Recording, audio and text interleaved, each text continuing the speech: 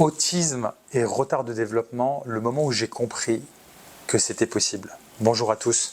Aujourd'hui dans cette vidéo, je vais vous partager mon expérience avec mon fils diagnostiqué autiste, pour lequel j'ai mis en place de la neuromodulation de manière intensive depuis le mois de octobre 2025, c'est-à-dire environ 3 mois au jour où est faite cette vidéo.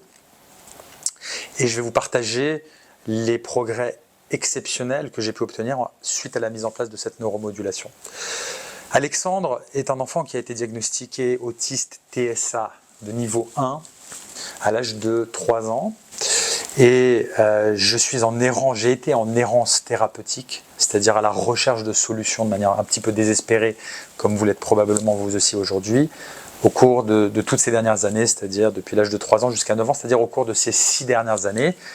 J'ai consulté de très nombreux psychologues, des spécialistes ABA, des psychanalystes, des médecins, des pédiatres, des neurologues.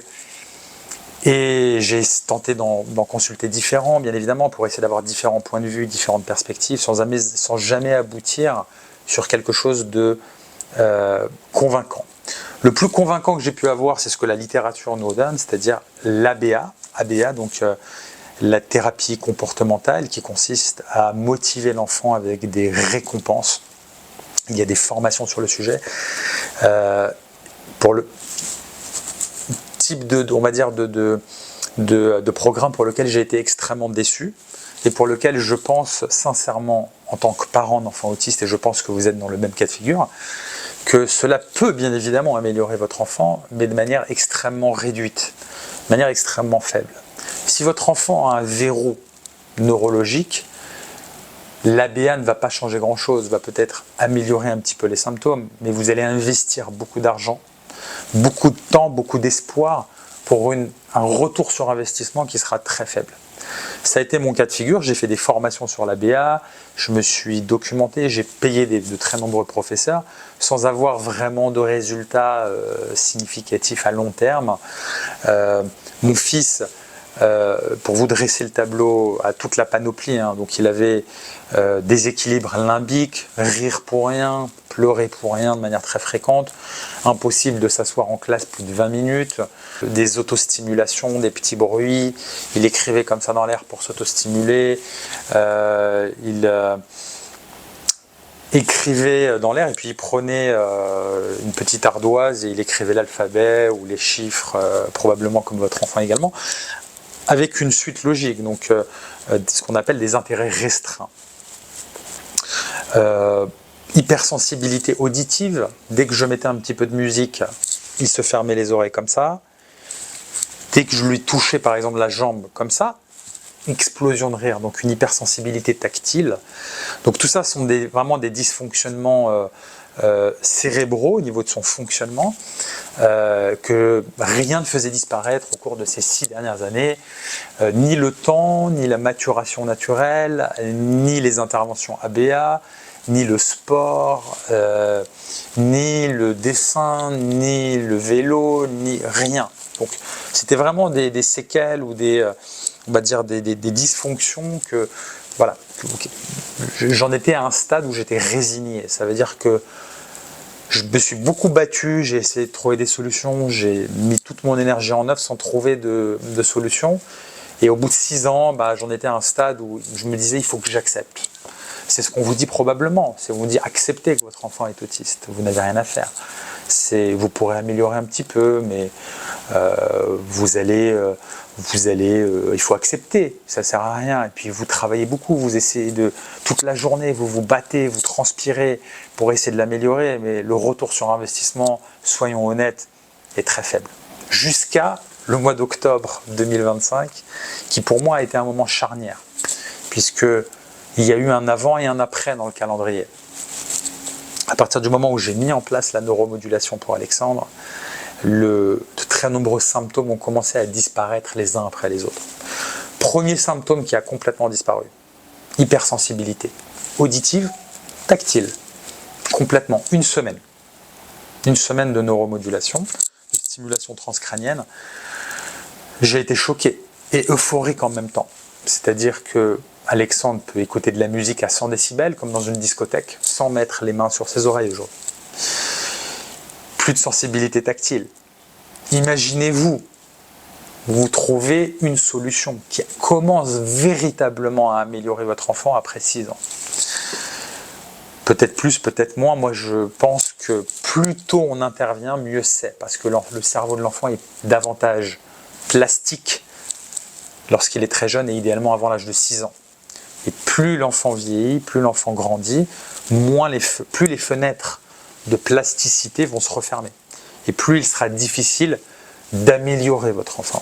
Que ce soit avec l'ABA, bon, pour moi, n'a pas grand impact, mais j'espère que ça l'a pour vous.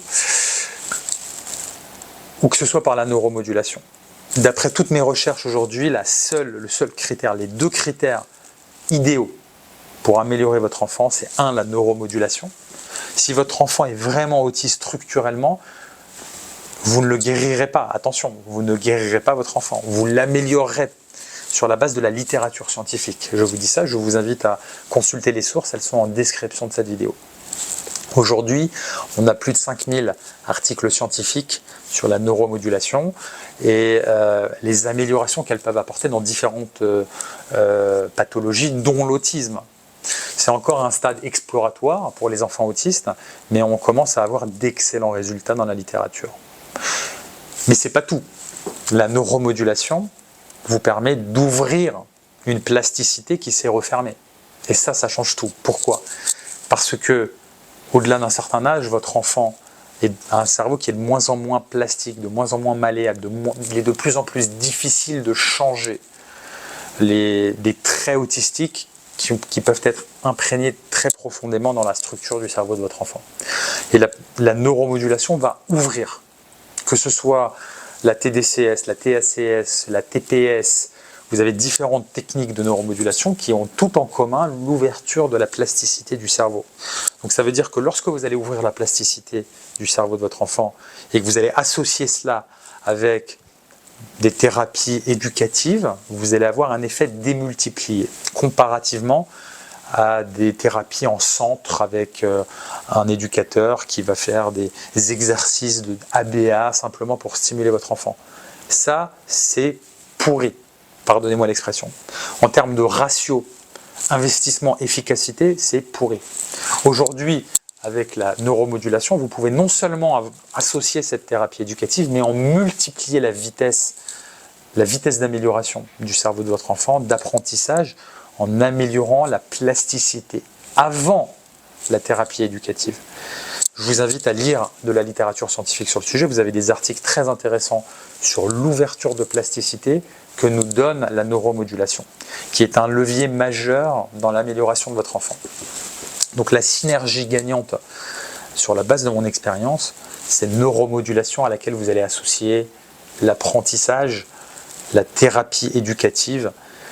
L'un sans l'autre ne fonctionne pas ou peu, mais la neuromodulation va permettre de rééquilibrer les fonctionnements électrophysiologiques fonctionnels dans le cerveau de votre enfant.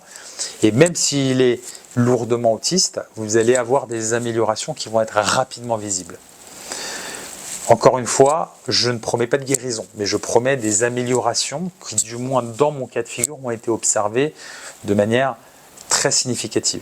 Je le répète, première semaine, disparition de l'hypersensibilité, premier mois, disparition des stéréotypies et de l'autostimulation de l'ordre de 80%. Retour de l'affection. Ça aussi, c'est une nouveauté dans mon cas de figure. Je partagerai dans d'autres vidéos sur cette chaîne les éventuels changements qu'on aura par la suite chez Alexandre. Maintenant, à ce jour, en 3 mois, c'est ce que j'ai. Disparition de l'hypersensibilité, disparition quasi intégrale des stéréotypies et de l'autostimulation, ce qui est absolument incroyable. Retour de l'affection. Alexandre vient me voir tous les matins pour faire un câlin. Est-ce que c'est un symptôme typique d'un enfant autiste? Ce sont des choses qu'on est en train de réactiver avec la neuromodulation qui entraîne une rupture de trajectoire chez Alexandre que je partage avec vous au jour d'aujourd'hui. Voilà, j'espère que cette vidéo vous sensibilisera sur cette question, vous apportera aussi un petit peu de valeur sur l'impact majeur que peut avoir la neuromodulation pour votre enfant. Et puis, je vous souhaite bon courage dans l'amélioration, je l'espère fortement, de votre enfant autiste.